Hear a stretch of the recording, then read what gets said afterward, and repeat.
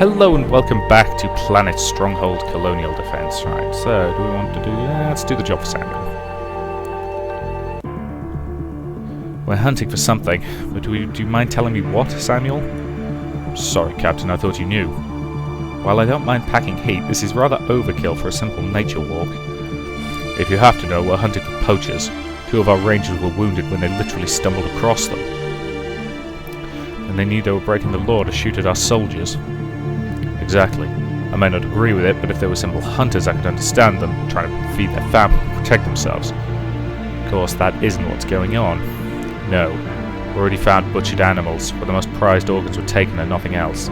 Oryx antlers are considered an aphrodisiac. Sirocco pelts can be worth a fortune on Earth. Aphrodisiac? Ugh. Can't believe people are still into that kind of nonsense. Especially not when Mira can provide them with alternatives. Huh? And I'm not talking about posters of her or Caden. Well, thanks for clearing that up. Look, I hope you have an idea about their location. Samuel smiles grimly as he raises an arm, and a small map emanates from it, and there's a small pulsing red dot. Before the war broke out, one of my duties was to implant tracking devices in some of the animals, mostly research purposes. Now it should lead us to the poacher's hideout. You continue, the desert slowly receding as you come across more rocky terrain, known for its caves. You soon come to the poacher's cave and see several tough individuals, surrounded by vehicles that have been adapted to Stronghold, as well as several cages holding a variety of animals. However, not all the beasts are caged. Some of them prowl along the camp, trained to assist the poachers. How do you want to do this, Captain? I say we hit them before they see us. Don't jump the gun. First we need to see if they'll surrender. Alright, Captain, but be careful.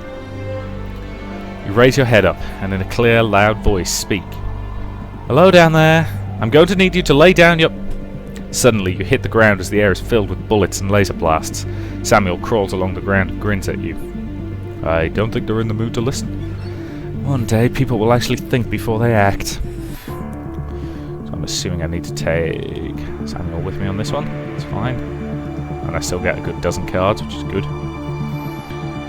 Alright. He's cloaked, so I can't do anything to him, so there's no point deploying a grenadier. So I'll deploy a regular infantryman to basically bait him into opening fire, then deploy the grenadier, throw a grenade and take him out, and deploy the counter turret, so I've got some cover. Okay, grenadier, target that guy. Fortunately he's flying, so he can hop over, which is annoying, but oh well. Grenade on that guy, and target. Okay, can't afford to deploy anything because I don't have enough... Well, don't have enough of anything really, it's mostly personnel I need. Kill it. It does enough damage that I think killing it's a viable choice. Alright, get me some assault infantry. And they can both fire this turn, which will kill it. Good. How are things with the prisoners? Better than I expected. We've released half the animals. The other half... Samuel stops. As he chokes up, he shakes his head. What's wrong? I have to put down about a fourth. Don't have the supplies to treat them at the colony, know with the war going on and when our own troops may need it. I just don't want to do it. I can do this. See to the prisoners. No, Captain. This is my duty. It isn't always pleasant. Wow, some of you people have sucky jobs.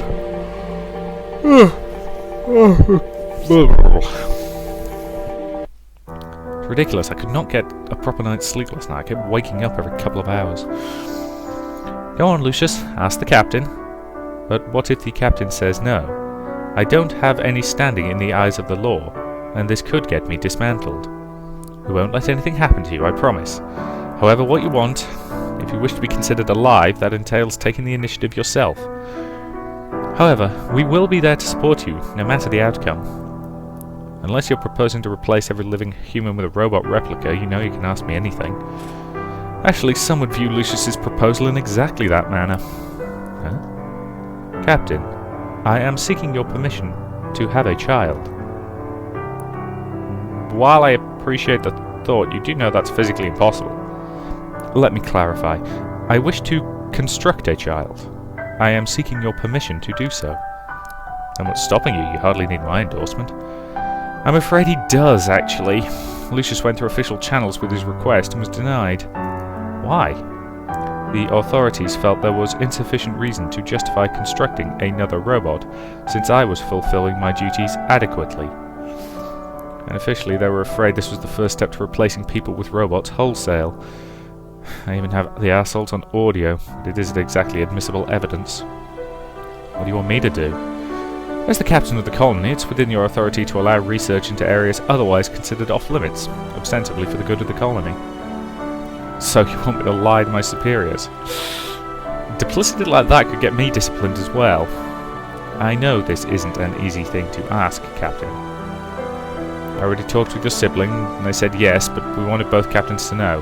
For that matter, I can change computer evidence as necessary. Look, I have one simple question, Lucius. Why? One of the imperatives of life is to reproduce, and when I made Lucius, Mira, it's only natural to help your friends, but this is something that Lucius has to be able to answer for himself. Captain, do you believe I am alive, with emotions and desires, though I was built instead of born? Yes. I actually want to talk about this for a second, because this is always a fascinating thing. The idea of creating a robot with emotions. My attitude is pretty simple. If it reaches the point where the simulation of emotion has got so good that no one can tell that it is still a simulation, can you claim that it isn't the real thing? Because I don't think you can. I think by the time that a simulation of emotion has got so good that you can't tell that it's a simulation, that's the point at which it is no longer a simulation.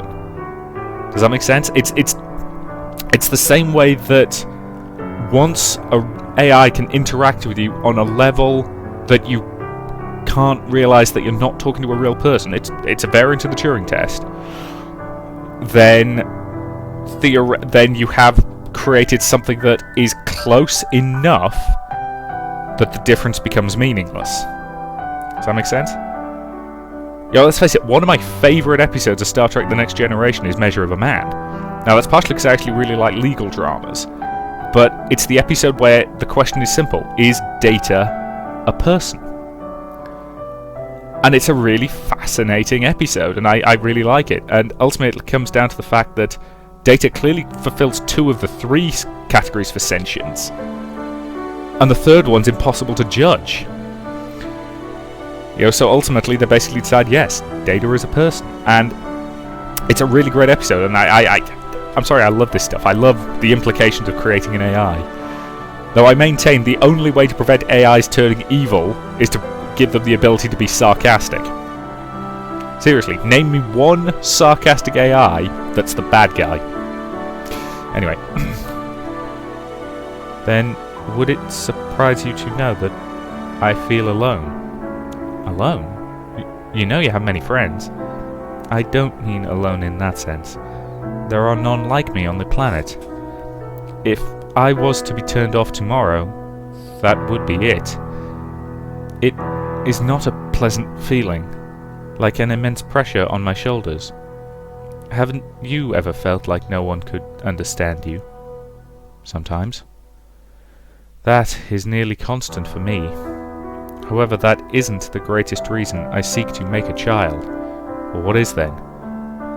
I see how much joy and frustration Charlotte has with her daughter Alicia, and it fills me with what I can only term envy.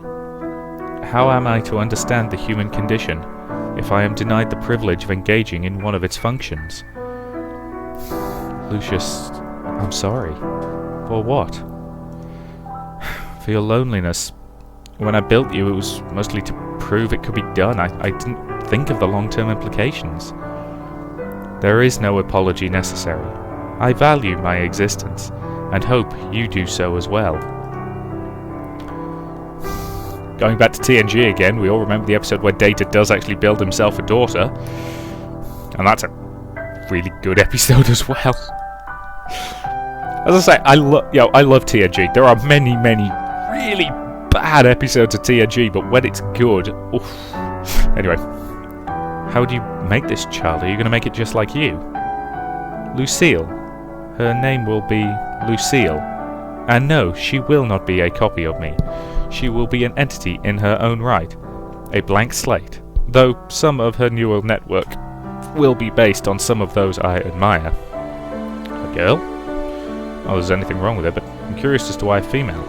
Hell, I didn't code any specific gender into you. From the initial day, there wasn't one. However, after repeated interactions with people in this shell, I self-identify as male. If I was to be put in another shell, I hypothesize my perception would change. So why build a daughter instead of a son? 2 reasons. First, this will help solidify her identity apart from me. The second is more pragmatic. As regressive as the view is, there are some in power who perceive females as less of a threat than males. Thus, if they find out about her existence, she may be spared destruction. Playing on the protective instincts. Be careful, some individuals hold the opposite view as well. So, Captain, do I have your permission to construct my daughter? Yes. He's close enough to sentient that I can't tell the difference, and that means I don't have the right to deny him the right to attempt to reproduce. There's no need to continue, Lucius. You steadied your reasons quite well. You have my approval. Thank you, Captain. It will be some time, as I still have further planning to do, but I appreciate this. You know the one advantage of a robotic child? No dirty diapers. Unless they sprout an oil leak, and you'll find you can't get it out of anything. Thank you for the conversation, Captain. I'll take my leave to engage in some routine maintenance. My teeth need buffing. That said, teeth need buffed, which should have been either need to be buffed or need buffing, as I auto-corrected. I've been doing that a lot in this, when the wording or the grammar doesn't seem quite right to me, I've been auto-correcting. Which I do when I read a lot of the time, actually. And it's like, there's one of those things where every word is deliberately spelled wrong, and my brain just autocorrects so I can read it, as if it's correct. It's useful, but it's a pain in the ass when I'm trying to spell check things. Anyway, side mission for Griselia. Griselia, let me know if we have to change direction. Captain, we should make a left here. I recognise that cactus from my dreams. We must make a left. I take it going right is bad? For you, very bad. You get captured in this fight, while your sibling gets captured in a later attack in the colony, and then they make you fight each other for their amusement. For some reason I could always hear Mum telling us not to fight. Did I win? Yes, Captain, but very closely. You turned things around after you gouged your brother's eyes, and the white jelly was still on your fingers when you choked him. I knew better to ask. Sorry I had to see such a thing. Are your precognitive dreams always so vivid? No, but if it's someone I care about, what we do today, I'll make sure it won't happen. Look, I never underestimate your abilities. That continent makes me wary to think our own foes might have similar access, though. You'll be correct, Captain. However, precognition is just as random for them as it is for me. And there's something else to consider. With everyone trying to change things, most time the effects cancel each other out. Well, I never heard of the Apex Round aligning with the Arnox. Not ally, but hire. They hired Arnox mercenaries to supplement their forces. It used to be you could trust the Apex Round's arrogance. To accept help from someone else, even if hired, would be considered a sign of weakness. I don't know what to tell you, Captain. I admit I'm not as strong strategically as you, but your victories have taught the Apex Round caution and convinced them to be unconventional. I never wanted to leave my mark on history as the one who taught the Apex Round to improvise on the fly. Well, this is your chance to reverse their ambush. Make a left there, go in full bore. Well, before we do that, I think that's a reasonable point to end this part, so thank you very much for watching, and I'll see you in the next.